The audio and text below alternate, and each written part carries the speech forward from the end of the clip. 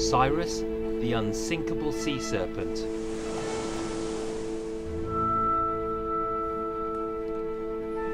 With music by Ludwig van Beethoven.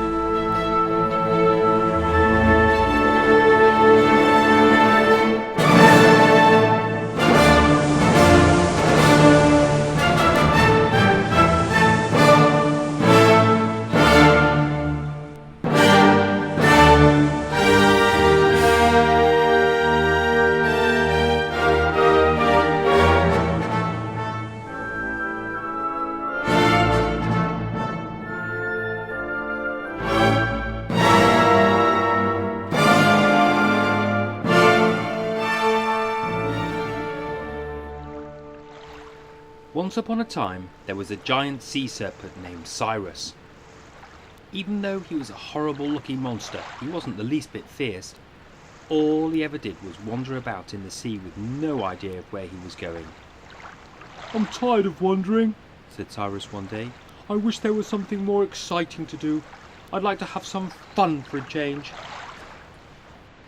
"If you want to have some fun," said a shark, "why don't you go out and wreck a ship and eat all the passengers?" "Oh no," said Cyrus, "I couldn't do an awful thing like that. Besides, I never eat people, I only eat sardines." "You've got no more courage than a jellyfish," sneered the shark. "You're nothing but a big sissy." Cyrus had never been called a sissy, and it made him furious. "I can be as rough and tough as anyone," he grumbled. "And if I have to wreck a ship to prove it, then that's what I'll do. It might even be fun."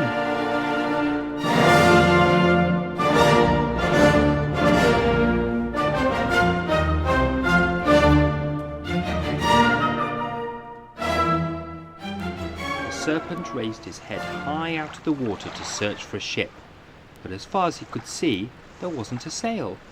"I know where I can find ships," he said. "Lots of them." He went cruising along the seacoast until he came to a harbour. And there, sure enough, were ships by the dozen, riding at anchor on the quiet water. "I'll just lie low," Cyrus decided. "Sooner or later one of them will head out to sea. Then I'll have some fun."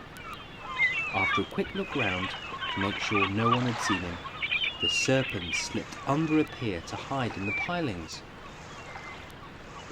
Pretty soon there was a great commotion and a confusion of shouting voices as a crowd poured onto the pier.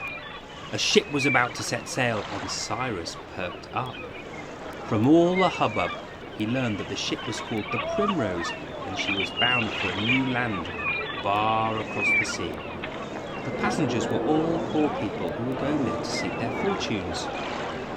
As the ship moved away from the pier and the crowd called out their last farewells, the booming voice of an old man split the air.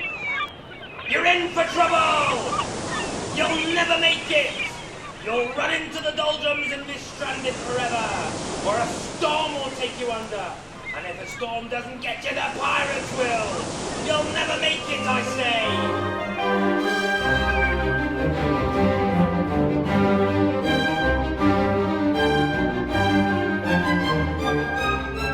"Scoundrel!" muttered Cyrus. "How could he be so mean as to put a curse on a ship at the start of a voyage?" The old man had spoiled his fun. Cyrus forgot all about wrecking his ship.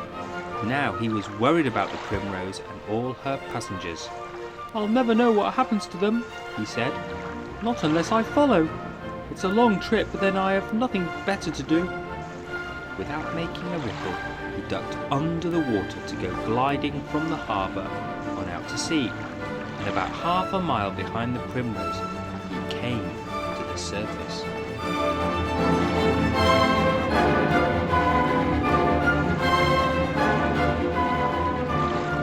Cyrus could have caught up with the ship in no time, but he didn't want to scare anyone, so he went churning along at a slow, steady pace, careful to keep at a distance. The first day out all went well. With a lively breeze behind her, the Primrose sailed merrily along over a rippling sea, without a cloud in the sky, and on into the night with a bright full moon to light the way.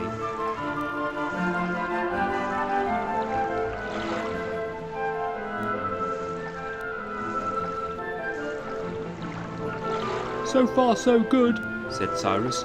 no storms, no pirates, and no doldrums, whatever they are. For 3 days the ship sailed along without the least bit of trouble.